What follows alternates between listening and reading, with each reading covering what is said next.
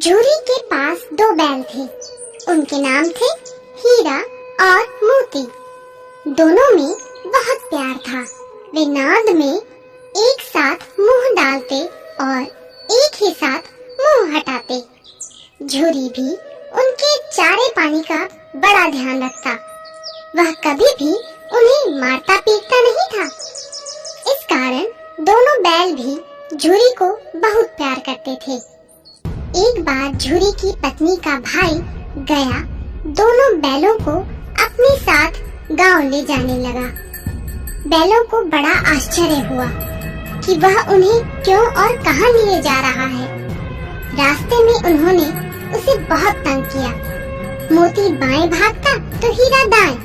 किसी प्रकार दोनों को लेकर गया। अपने घर पहुंचा। घर पहुंचकर गया ने उनके सामने रूखा सूखा भूसा डाल दिया, जिन्हें दोनों बैलों ने छुआ तक नहीं। रात होने पर बैलों ने वहां से भाग जाने का निश्चय किया।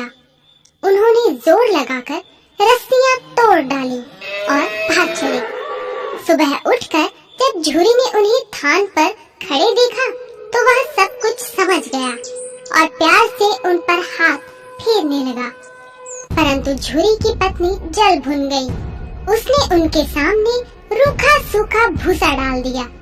फिर भी वे खुश थे। अगले दिन गया फिर आया।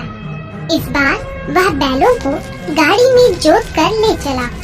रास्ते में मोती की इच्छा हुई कि गाड़ी गड्ढे में ढकेल दे, पर हीरा समझदार था। उसने गाड़ी संभाल ली और जैसे तैसे गया के घर पहुँचे। अब गया ने उनसे बहुत सख्त काम लेना शुरू कर दिया। वह उन्हें दिन भर हल में जोतता और जब तब उन्हें मारता पीटता। वे लाचार निगाहों से एक दूसरे को देखते। गया के घर में एक छोटी लड़की रहती थी। वह बैलों की दुर्दशा देखती तो उसे बहुत बुरा लगता। वह रात को चुपके से उन्हें रोटी खिलाती। दोनों बैल उसके प्यार के आगे अपमान और मार भूल जाते। एक दिन मोती रस्सी तोड़ने का प्रयास कर रहा था कि वह लड़की वहां आई और उसने दोनों बैलों को खोल दिया। दोनों वहां से भाग निकले।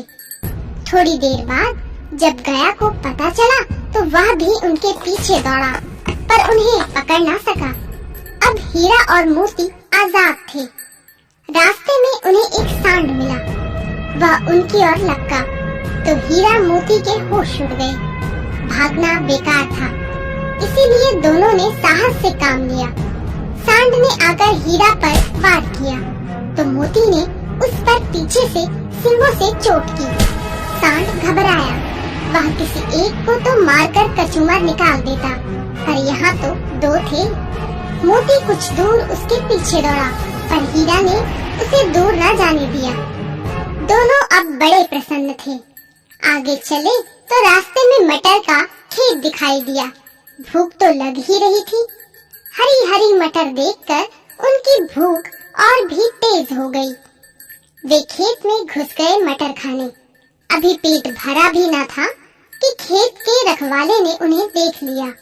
उन्होंने उन्हें चारों ओर से घेरकर पकड़ लिया और कांजी हौस में बंद करा दिया। हीरा और मोती ने देखा कि कांजी हौस में और भी कई जानवर थे। भैंसे, घोड़े, गधे, बकरियां आदि, सब के सब कमजोर और दुबले पतले। वहाँ किसी के लिए न चारे का प्रबंध था न पानी का। यहाँ कहाँ आ फंसे, उन्होंने सोचा। रात हुई। मोती ने हीरा से कहा, अगर दीवार तोड़ दी जाए तो बाहर निकलना आसान हो जाएगा।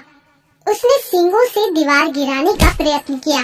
2-4 चोटों में ही दीवार थोड़ी सी गिर गई। उसका उत्साह बढ़ा तो उसने और जोर से चोटें लगानी शुरू की। दीवार में रास्ता बनते ही पहले तो घोड़े भागे, फिर भैंसे और बकरियां। मोती ने गधों को भी सींग मार मार कर भगा दिया। उसने हीरा से भी भाग चलने को कहा, पर हीरा ने मना कर दिया। सुबह होने पर कांची हौस वालों ने देखा तो उन्हें बड़ा आश्चर्य हुआ। उन्होंने हीरा और मोती को नीलाम कर दिया। नीलामी में सबसे ऊंची बोली बोलकर एक व्यापारी उन्हें खरीद ले गया। उन दोनों को अपने गांव की ओर ले चला। मार खाते खाते और भूख सहते सहते दोनों बहुत कमजोर हो गए थे। उनकी हड्डियां निकल आई थी। भूख प्यास से व्याकुल बैलों में कुछ भी दम बाकी नहीं था। वे चुपचाप व्यापारी के साथ चलने लगे। रास्ता उन्हें जाना पहचाना लगा तो न जाने कहां से दम आ गया। वे दोनों तेजी से भागे, आगे आगे बैल, पीछे पीछे व्यापारी। पर जब तक वह उन्हें पकड़े तब तक दोनों बैल अपने घर पहुंच चुके थे। बैलों को वापस देखकर झूरी को बड़ी खुशी हुई। वह उनसे लिपट गया। इतने में व्यापारी भी वहां आ पहुंचा और उन्हें मांगने लगा। मोती ने आव देखा ना ताव, वह व्यापारी पर झपटा। व्यापारी जान बचाकर वहां से भागा। झूरी की पत्नी भी वहां आ गई और उसने दोनों बैलों के माथे चूम लिए। हमें जानवरों से भी प्यार